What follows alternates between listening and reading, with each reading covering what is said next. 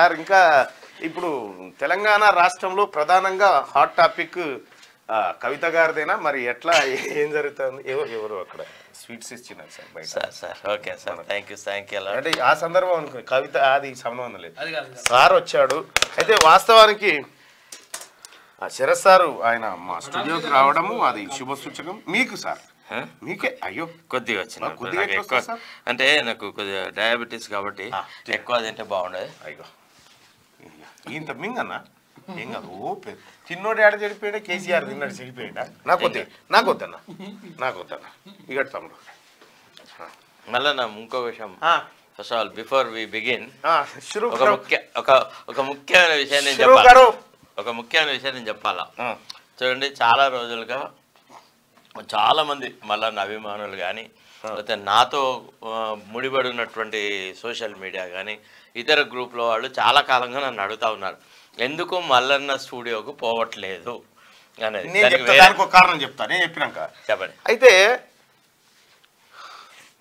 ఆనిముత్యాలను ప్రతి పని లేని సందర్భంలో కనుక చూపిస్తే దాని వాల్యూ పోతుంది దాన్ని ఎప్పుడు వాడాలనో తెలుసు ఏ క్షణానికి వాడాలనో తెలుసు ఎప్పుడు ఆ బాణం ఎప్పుడు తీయాలో నాకు తెలుసు కాబట్టి నేను ఎప్పుడు కూడా ఈ చిన్న వాటికి ఆయన సమయాన్ని వృధా చేయదలుచుకోలేదు ఆయనకుండే షెడ్యూల్ తెలుసు నాకు ఆయన ఉండేటువంటి నేపథ్యం తెలుసు అన్నీ తెలుసు కాబట్టి చాలామంది అనుకుంటారు మల్లన్న గారు శరత్ సార్ మీ లీగల్ టీమ్ హెడ్ కదా ఏంది అని అంటే నేను చెప్తా ఉన్నా లీగల్ టీమ్ హెడ్ కానీ ఆయనకంటూ వ్యక్తిగత స్వేచ్ఛలు ఉంటాయి వ్యక్తిగత భావాలు ఉంటాయి వ్యక్తిగతమైన అంశాలు ఉంటాయి మా సారు నన్ను సరైన మార్గంలో పెట్టడానికి లక్ష్య చెప్పినా నేను స్వీకరిస్తా ఎగ్జాక్ట్లీ అంతే కదా కాబట్టి రెండో విషయం ఏంటంటే మీరు ఆ టాపిక్ మర్చిపోండి బ్రదర్స్ ఎందుకంటే మీరు చూసి ఉంటారు ఇన్ని ఏళ్ల కాలంలో ఆయన నాకు ఏదో రూపకంగా అడ్వైజ్ చేయాలనుకుంటారు నేను పొరపాటున కూడా నోరు తెరిచి శరత్ సార్ గిదని అన్నాను ఎందుకనంటే అవన్నీ నాకు ఆయన ఏదో రకంగా చెప్పాలనుకుంటున్నాడు సరే అదేమైనప్పటికి కూడా స్వీట్ ఎట్లా ఉంది సార్ స్వీట్ సూపర్ అది నా భావన కూడా మనం చెప్పాలి ఫస్ట్ ఆఫ్ ఆల్ నాకు మల్లన్నకి ఏ రకమైన విభేదాలు మీకు జోడించి చెప్తా ఉన్నారు రెండో విషయం ఏంటంటే నేను మల్లన్నలో ఒక యోధుడినే చూడాలనుకుంటా ఒక ఉద్యమకారుని చూడాలనుకుంటా ఒక సోషల్గా ఉన్నటువంటి ఒక ఫ్యాబ్రిక్ని డెవలప్ చేయాలనుకుంటా మల్లన్న ఏదో ఒక రోజున బలహీన వర్గాల వాళ్ళకి మైనారిటీస్కి ఇట్లాంటి ఎవరైతే నిమ్న జాతులు ఉన్నారో ఎవరైతే అభివృద్ధి ఫలాలను అనుభవిస్తలేరో ఆ జాతులను లీడ్ చేసే నాయకుడిగా మల్లన్న నేను అప్రిషియేట్ చేస్తా ఈ రాజకీయాలు అంటారా ఈ రాజకీయాలలో రకరకాల అభిప్రాయాలున్నాయి అన్నారా కొన్ని సందర్భాలలో నేను విభేదించిన సందర్భాలున్నాయి ఖరాఖండితంగా ఆయనకే చెప్పిన సందర్భాలున్నాయి అవి మా ఇద్దరి మధ్యలో సంబంధించిన విషయాలే తప్ప లేని ఇబ్బంది ఏ శరీరానికి అక్కర్లేదు ఇంకోటి ఏంటంటే ప్రజలకు సంబంధించిన వ్యవహారాలు ఏవైతే ఉంటుందో బీద ప్రజలకు సంబంధించిన అంశాలలో అన్యాయం జరిగితే అటు మల్లన్న కానీ ఇటు నేను కానీ మౌనంగా కూర్చోము ఇది మా వాగ్దానం ఇదొక్కసారి చూడు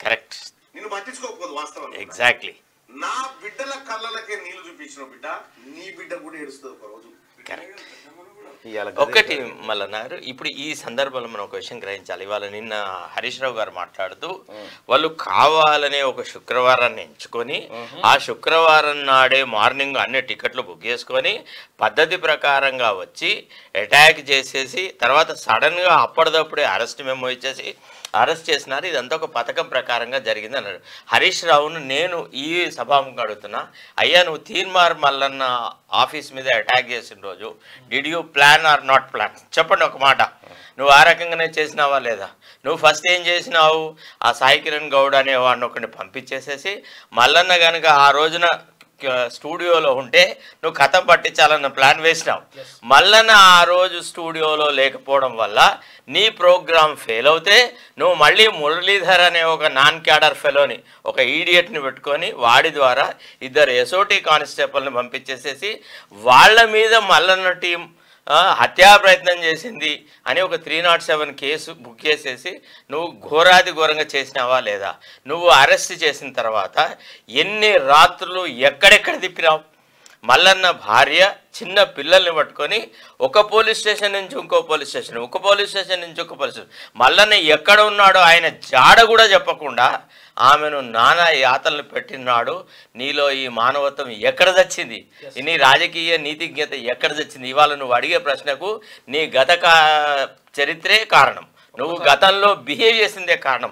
అందుకే ఆనాడు నేను ఎప్పుడైతే ఆర్గ్యూ చేసినానో, బెయిల్ ఆర్గ్యూ చేసినప్పుడు నేను జడ్జి గారికి చెప్పిన, సార్ అందరి ఆలోచన వేరు, అందరి అనుభవం వేరు, నా అనుభవం వేరు. ఎందుకంటే ఈ ఎస్ఓటి తర్వాత ఈ డివిజన్స్ అన్నిటిని నేను డీల్ చేసిన యాజ్ అ స్పెషల్ గవర్నమెంట్ పీడర్. ఒక్కొక్కడు ఒక పెద్ద పులిలా ఉంటాడు సార్. మల్లన్న ఆఫీసు కాదు కదా, మొత్తం ఇంకో 50 మంది వచ్చినా కానీ ఆపగలిగే శరీర దారుఢ్యం ఉంటుంది, వాళ్ళ ట్రైనింగ్ అట్లాంటిది. వాళ్ళ మీద మల్లన్న టీం అటాక్ చేసినారు అని అంటే ఒక కుందేలు పెద్ద పుల్ని బెదిరించినట్టు ఉంటా సార్ అన్న. అంటే ఆయన గుల్లున నవ్వినాడు.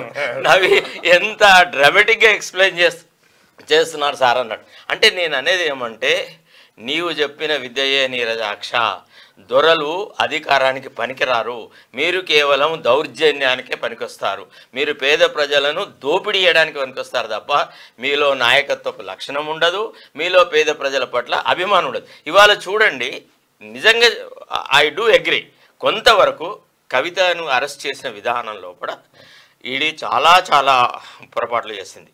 ఒక పక్క సుప్రీంకోర్టుకి చెప్పింది ఏమని, we are not going to take any coercive steps అన్నారు.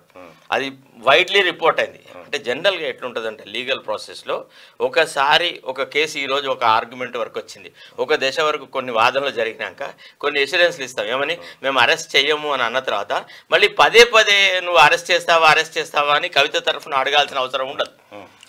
విన్నారా? కాబట్టి ఏ మాట అయితే నువ్వు శాంక్టిఫైడ్గా సుప్రీంకోర్టుకి చెప్పినావో ఆ మాట నిన్ను బైండ్ చేస్తాయి. నువ్వు తప్పకుండా ఆ అంశాన్ని పాటించాల్సింది. ఒకవేళ ఇప్పుడు మీరు ED angle, supreme court angle, arrest విధానం అంతే, అదే ఈ చెప్పారు కదా. అవును, నేను ఇంకో యాంగిల్ ఉంటుంది దీంట్లో. ఆమె జల్దీ రావాలి కదా, మరి ఆమె జల్దీ బయటపడాలి. మేము చేసే ప్రయత్నం చేసినా సుప్రీంకోర్టు ఇట్స్ పెడితే మేమేం చేయాలని అనాలి కదా. అది కరెక్టే. కాకపోతే ఏంటంటే ఈ మోడీ ప్రభుత్వము ఈ దేశంలో ఏ వ్యవస్థను స్వతంత్రంగా పనిచేయనిస్తుంది? న్యాయ వ్యవస్థనా, ఈడీనా, సిబిఐనా, లేకపోతే ఏ వ్యవస్థను, లేకపోతే ఎలక్షన్ కమిషన్ ఆఫ్ ఇండియానా? ఏమండి ఎంత నీచంగా ఎలక్షన్ కమిషన్ దిగజార్చినారు. First of all Arun Goyal అనే వ్యక్తిని నీల మేఘాల మీద రాజీనామా చేసిన 24 గంటలలో అతన్ని ఎలక్షన్ కమిషన్ యాక్సెప్ట్ అయింది, ఎలక్షన్ కమిషన్ కి అపాయింట్ చేసినారు. సుప్రీం కోర్టు వాళ్ళు నిర్ఘాంతపోయినారు. అమ్మ ఒక ఫైల్ ఇంత స్పీడ్ గా పోతుందా అని అన్నారు. సరే రైట్ ఆర్ రాంగ్ అతని యాక్సెప్టెన్స్ ఒప్పుకున్నారు. ఈ రకంగా ఎలక్షన్ కమిషన్ ను మ్యానిపులేట్ చేస్తాననే సంగతి 6 నెలల క్రితమే ప్లాన్ చేసేసి ఆ అరుణ్ గోయల్ తోని రాజీనామా పెట్టించేసేసి మళ్ళీ ఈ రోజు ఎలక్షన్ కమిషన్ లో ఎప్పుడైతే హియరింగ్ ఉందో, ఎలక్షన్ కమిషన్ సంబంధించిన హియరింగ్ ఉన్నప్పుడు ఈ హియరింగ్ ని నిర్వీర్యం చేయడానికి మొన్ననే 2 అపాయింట్ చేసినారు. నిన్న వాళ్ళు డ్యూటీలో చేరినారు. ఇది ఏంది అంటే ఒక రకంగా ఈ మోడీ పరిపాలన అనేది ప్రజాస్వామ్యం యొక్క ఉనికినే ఛాలెంజ్ చేస్తుంది. ఇది మనం గ్రహించాలా. అసలు యాక్చువల్లీ ఈరోజు నెరేటివ్ ఎట్లుండాలా అంటే, మోడీ చేసేటువంటి అప్రజాస్వామికమైన పనులు, వ్యవస్థలన్నింటినీ తన గుప్పిట్లో పెట్టుకోవడము, అసలు దేశంలో ప్రజాస్వామ్యమే లేకుండా చేయడము, తర్వాత ఇప్పుడు ఎట్లుంటుందంటే ఈ దేశం అనేది ఒక్కళ్ళ సొత్తు కాదు, ఒక హిందువులు. ఈ ఎపిసోడ్లో నేనేమంటా అంటే సార్, భారతీయ జనతా పార్టీ నేతలు చెప్తున్నారు ఆ కవిత అరెస్టుకు మాకు సంబంధం లేదంటున్నారు. అది ఎట్లా సాధ్యం సార్? అది ఎట్లా సాధ్యం చెప్పండి? ఇప్పుడు మనం పొలిటికల్ యాంగిల్లో చూస్తే నిజమే సంబంధం లేదు, వీళ్ళకి ఏ క్రెడిట్ ఇవ్వకండి ప్రజలారని చెప్పాలి మనం. అలా కాదు, నేను అనేది ఏంటంటే భారతీయ జనతా పార్టీ ఏదైతే ప్రజాస్వామ్యాన్ని కూని చేసి, అంటే ఏదో కవిత అరెస్ట్ ద్వారా ఏదైతే పొలిటికల్ మైలేజ్ రావద్దు. ఫస్ట్ ఆఫ్ ఆల్ మనం కవిత అంశాన్ని చర్చించకంటే ముందు ప్రజా ఒపీనియన్ ఒకసారి తీసుకుందాం. ఎగ్జాక్ట్ కవిత అరెస్టును సమర్థిస్తున్నారా, వ్యతిరేకిస్తున్నారా అనేటువంటిది ఒక్కసారి ప్రజా అభిప్రాయాన్ని తీసుకున్న తర్వాత మెజారిటీ ప్రజలు, విజ్ఞులైన ప్రజలు ఏది చెప్తే గదే. ఒకసారి మీరు కూడా మీ అభిప్రాయం చెప్పండి. కల్వకుంట్ల కవిత అరెస్టును సమర్థిస్తున్నారా, వ్యతిరేకిస్తున్నారా?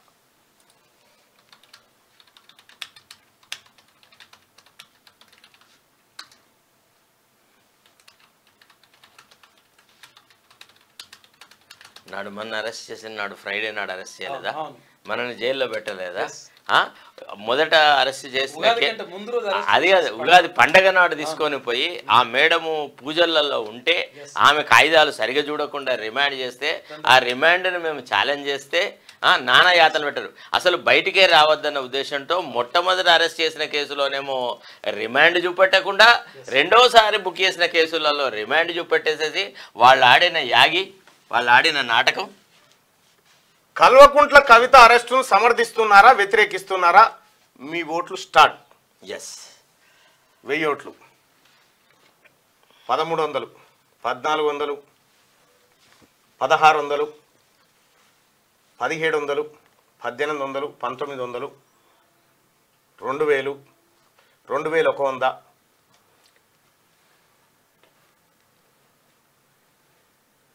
2400, 2500. ఒక నిమిషం రిజల్ట్ చూద్దాం. 2600, ఒక్క మెతుకు బట్టి చూద్దాం. ఎక్కడ చూసినా గంతే ఉంటుంది. 2900, 3200, 3400, 3500, 3600, 3700, 3800, ఒక 4000 మంది ఒక నిమిషంలో అభిప్రాయాన్ని చెప్పారు. ఒక 4000 మంది ఒపీనియన్ కలెక్ట్ చేయడం అంటే ఇది పెద్ద రిస్క్. కరెక్ట్. మీరు కూడా మీ అభిప్రాయం నేను చెప్తా, సుదర్శన్ చెప్పినాక నా అభిప్రాయం నేను ఎప్పుడు ఒకటే చెప్పినాను కదా, కవితను అరెస్ట్ చేయాలనే నేను చెప్పాను. కవిత అరెస్ట్ కరెక్టే అని 94% మంది అభిప్రాయపడతా ఉన్నారు.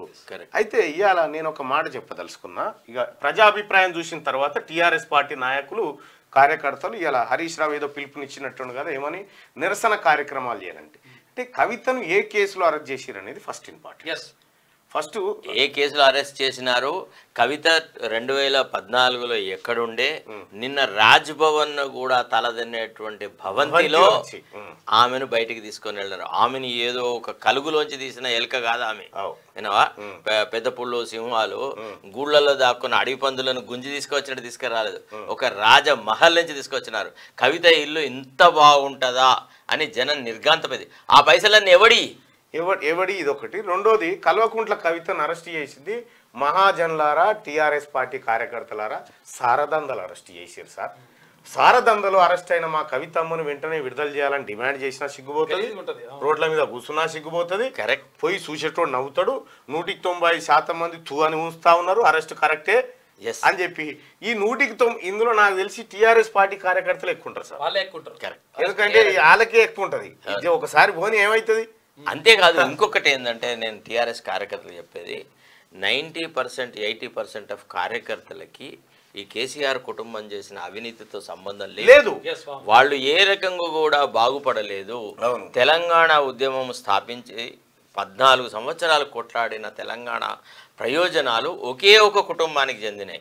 ఇవాళ గ్రామీణ ప్రాంతాలలో ఎవడి లైఫ్ బాగుపడలేదు.